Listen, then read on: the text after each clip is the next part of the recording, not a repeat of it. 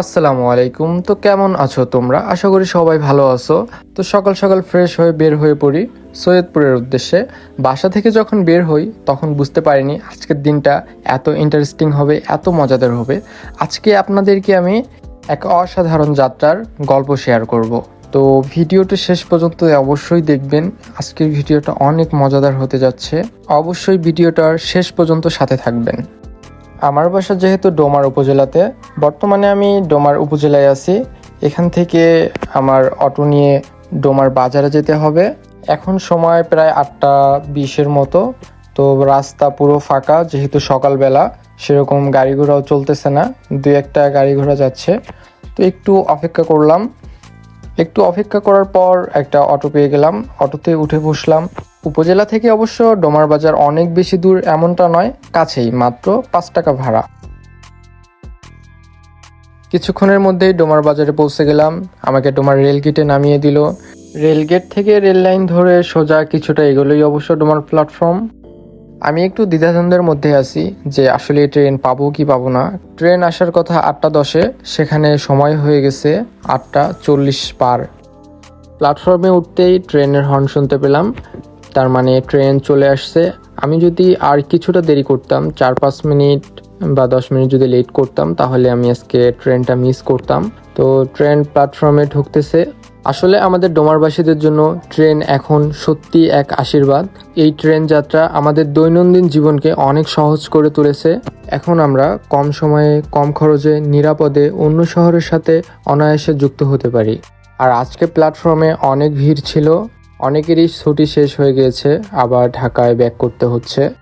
আর আমার আজকের ট্রেন যাত্রাটা আরও মজাদার হয়ে উঠলো, কারণ আজকের ট্রেন জার্নিটা আমরা ট্রেনের ভিতরে নয়, বরং ট্রেনের ছাদে কমপ্লিট করেছি।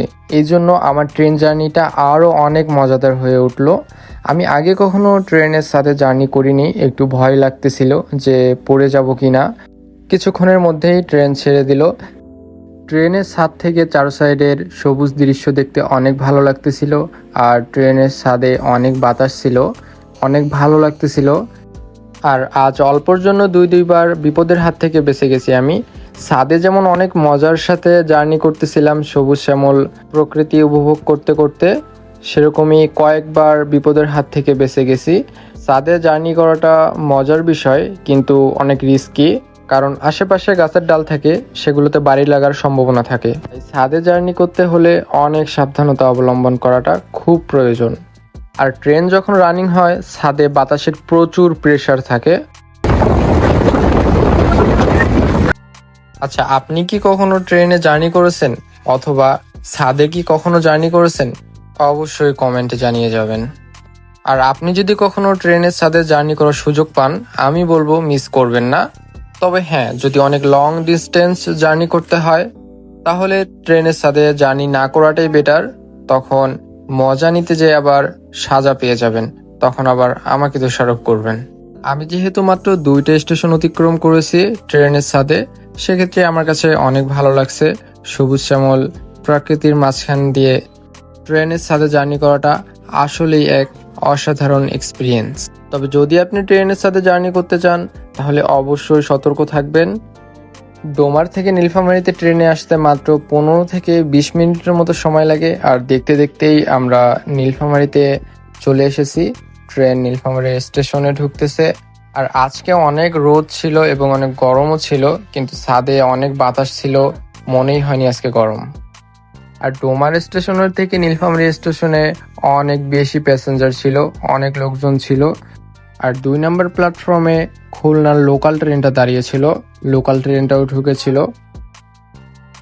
চিলাহাটি, ডোমার, নীলফামারী এই 3টা স্টেশনে অতিক্রম করতে যত প্যাসেঞ্জার আর যত ভিড়, না জানি সামনে এগোলে আরো কত ভিড় হবে। ট্রেনের ভিতরে পর্যাপ্ত জায়গা ছিল না, এখনই অনেকেই ছাদে উঠতেছিল। আমাদের পাশ দিয়ে অনেকেই ছাদে উঠতেছিল। ট্রেন যখন রানিং এ ছিল তখন অবশ্য গরম লাগতেছিল না, কিন্তু পরে ট্রেন যখন দাঁড়িয়েছিল তখন অনেক গরম লাগতেছিল। পাশেই পাংখা পেয়ে যাই, তাই একটু বাতাস খেয়ে নিলাম। নীলফামারী স্টেশন থেকে ট্রেন ছেড়ে দিল, সামনেই সৈয়দপুর স্টেশন। নীলফামারী থেকে সৈয়দপুর স্টেশনে যেতেও সেম 20 মিনিটের মতো সময় লাগে। আর ট্রেনের সাথে বাতাসের অনেক প্রেসার ছিল, ফোন ধরে রাখা যাচ্ছিল না। আমি অনেক কষ্ট করে শটগুলো নিয়েছিলাম, মানে অনেক শক্ত করে ধরেছিলাম ফোনটা। ট্রেনের সাথে জার্নি করাটা এমনিতেই বিপজ্জনক, তার মধ্যেই আমি আরো মাঝে মধ্যে শট নিচ্ছিলাম। অনেক সাবধানতার সাথে শটগুলো নিয়েছি, আর অনেক প্যারা হয়েছে শটগুলো নিতে, কারণ একদিকে কখন যে গাছের ডাল চলে আসে বলা যায় না, আবার এদিকে বাতাসের প্রচুর প্রেসার। নীলফামারী আর সৈয়দপুরের মাঝখানে বেশি ক্লিপস নেইনি রিক্স নিয়ে। তারপর বেশ কিছুটা জার্নি করার পর ট্রেন সৈয়দপুর স্টেশনে ঢুকতেছে।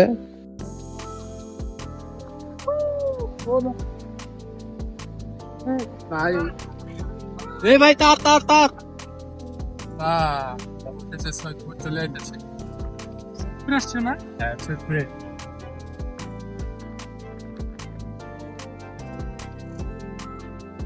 এই তার, তুমি আমাকে কিছু করো না। ও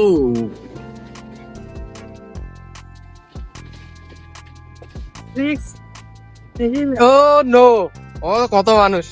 আপনার ক্যামেরা হ্যাঁ, সৈয়দপুরে চলে এসেছো নাকি?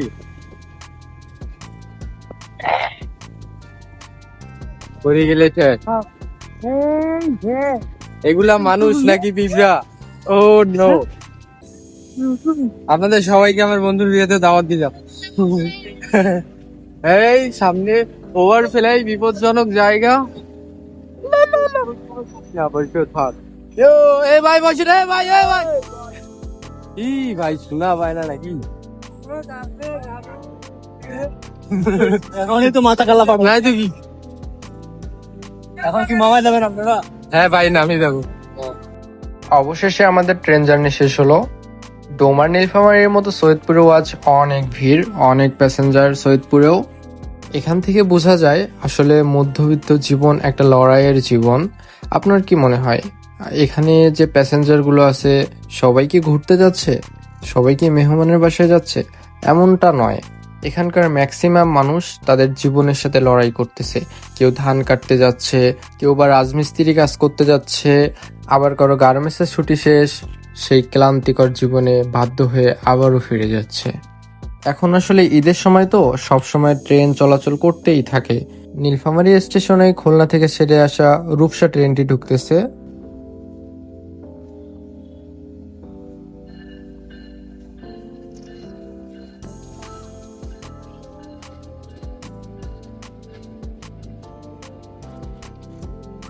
দুইটা ট্রেন সংঘর্ষ হয়ে গেল। আমরা যে ট্রেনটাতে এসেছিলাম এখন এই ট্রেনটাও ছেড়ে দিল ঢাকার উদ্দেশ্যে।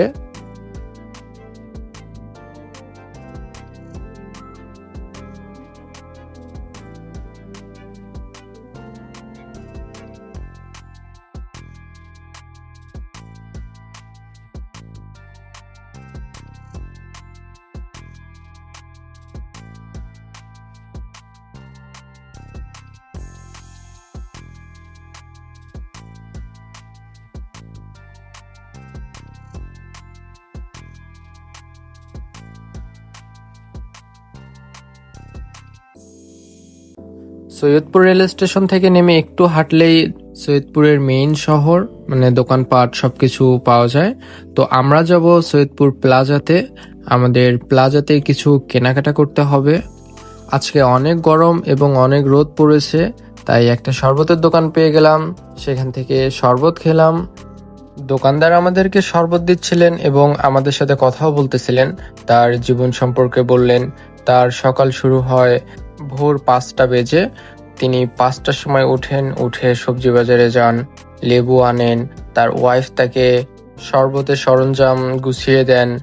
আসলে পৃথিবীটাই এমন, সংগ্রাম করে বেঁচে থাকার নামই জীবন। তারপরেও সবকিছুর মধ্যে যে আল্লাহ তাআলা আমাদেরকে সুস্থ রেখেছেন, ভালো রেখেছেন, তার জন্য আলহামদুলিল্লাহ। শরবত খাওয়া তো হয়ে গেল, পিপাসা মিটে গেল, তবে সকালে কিছু খাওয়া হয়নি। অনেক ক্ষুধা লাগছে আমাদের দুজনেরই। সামনেই একটা ভালো হোটেল ছিল, আগেও যখন সৈয়দপুর এসেছি এই হোটেলে আমরা এসেছিলাম। তাদের ব্যবহার আচার সবকিছুই অনেক ভালো লাগে, তাই এই হোটেলটাতেই গেলাম। নাস্তা করাও হয়ে গেল, এখন পালা হচ্ছে প্লাজাতে যাওয়ার। চারো সাইডে দোকানপাট সব বন্ধ ছিল, যেহেতু এখন 9:30টার মতো সময়, আর আমার মনে হচ্ছিল যে প্লাজাতেও হয়তো দোকানপাট খুলে নেই, আর না খোলাটাই স্বাভাবিক, কারণ সাধারণত 10টা থেকে দোকানপাট খোলা স্টার্ট করা হয়। আর এখন সময়টা যেহেতু ঈদের 4 দিন পর, সেক্ষেত্রে দোকানপাট একটু দেরিতে খুলবে, এটাই স্বাভাবিক। যা ভেবেছিলাম ঠিক তাই হলো। এখন আমরা আছি প্লাজার নিচতলায়, এখানে কোনো দোকান খোলা নেই। তারপরে উপরতলায় চলে গেলাম। অবশ্য নিচতলায় আমাদের কোনো কাজ ছিল না, উপরতলাতেই আমাদের কাজ ছিল। তা উপরতলারও একই অবস্থা, কোনো দোকান খোলা নেই, কি আর করার আছে। তারপরে গেট দিয়ে আবার বের হয়ে গেলাম, উপরতলা থেকে নিচে নামলাম। এখন দোকান যেহেতু খুলে নেই, সেহেতু সময়টা তো পাস করতে হবে। তো চিন্তা ভাবনা করলাম যে বাণিজ্য মেলা হচ্ছে যেহেতু, সেখান থেকে ঘুরে আসা যাক। তো রওনা দিলাম বাণিজ্য মেলার উদ্দেশ্যে। বাণিজ্য মেলা যেহেতু প্লাজা থেকে বেশ অনেকটা দূরেই হচ্ছে, সেক্ষেত্রে আমাদের গাড়িতে করে যেতে হবে। আর আমরা রিক্সা নিলাম, মামার সাথে কথা বলতেছি ভাড়ার বিষয়ে। এখানে একটা বিষয় হচ্ছে যে আপনারা ভাড়াটা অবশ্যই দরদাম করে উঠবেন। এখানে কিন্তু রিক্সাওয়ালা মামারা একটু ভাড়াটা বেশি চাইবে।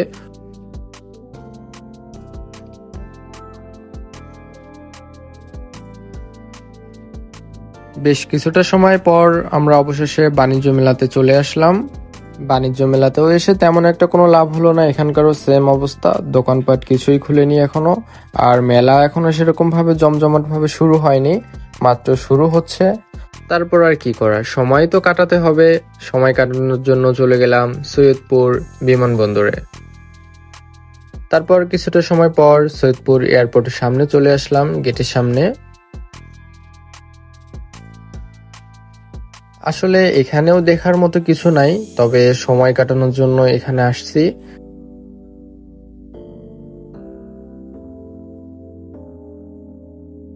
প্লাজা আর বাণিজ্য মেলার মতো সৈয়দপুর বিমানবন্দরেরও একই অবস্থা, পুরাই ফাঁকা। আর আজকে এমনিতে ওয়েদারটা অনেক গরম আর অনেক রোদ পড়েছে। আর এখানে তো থাকাই যাচ্ছে না, এখানে প্রচুর গরম, আর যে রোদ পড়ছে অবস্থা খারাপ। তো আশেপাশে একটু হাঁটাহাঁটি করলাম, কিছু ছবি তুললাম। এখানে কিছু ফুলের গাছ আছে, ফুলের গাছে এখানে কিছু ছবি তুললাম। আর এদিক দিয়ে সোজাই হচ্ছে প্লেন, আসলে যেখানে এসে ল্যান্ড করে ওই জায়গাটা, এখানে কাউকে ঢুকতে দেয় না। আর ওইদিকে আমরা গেলামও না। আর এখানে এমনিতেই প্রচুর গরম করতেছে, তাই সিদ্ধান্ত নিলাম যে এখানেও আর থাকবো না, এখান থেকে চলে যাব।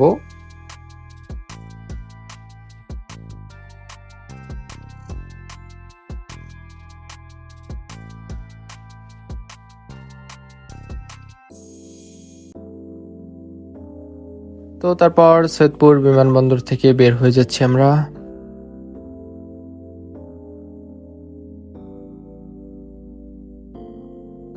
তো এখন রিক্সা ধরে সোজা প্লাজাতে চলে যাব।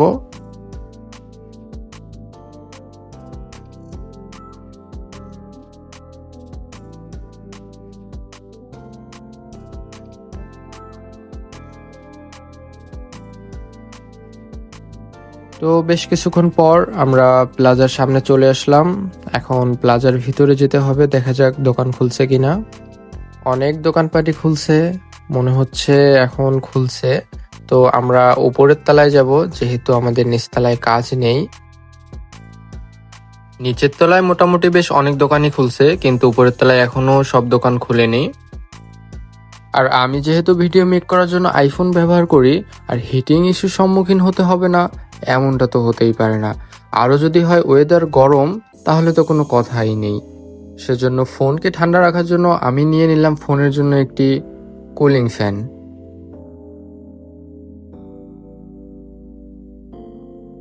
তারপর নিজের জন্য একটা প্যান্ট নিয়ে নিলাম। সাধারণত কেনাকাটা করলে আমি সৈয়দপুরেই আসি, কারণ যে প্যান্ট আমি এখানে 500 টাকাতেই পাবো, সেই প্যান্ট আমাদের ডোমারে নিতে গেলে 700 থেকে 800 টাকা খরচ করতে হবে। আমার কেনাকাটা শেষ করার পরে অন্য একটা দোকানে গেলাম। সেখান থেকে ঈদের আগে আমার বন্ধু একটা প্যান্ট নিয়েছিল, প্যান্টটা অনেক বড় হয়েছিল, সেজন্য চেঞ্জ করতে আসলো। সৈয়দপুরে আরো যা টুকটাক কাজ ছিল সবকিছু সেরে আমরা রওনা দিলাম বাড়ির উদ্দেশ্যে। এখন আমরা যাচ্ছি সৈয়দপুর রেলওয়ে স্টেশনে। স্টেশনে আসার পরে জানতে পারলাম ট্রেন আসতে এখনো অনেক লেট আছে। তাই আর কি করার, অপেক্ষা করতে হবে।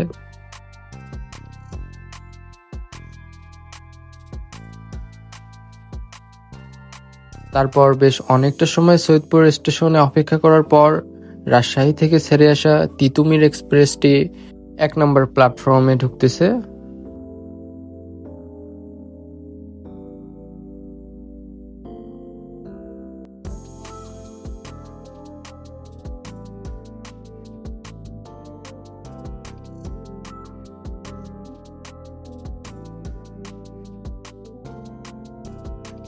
তারপর ট্রেনে উঠে সিট নিয়ে বসলাম। আমরা দুজনে অনেক ক্লান্ত ছিলাম।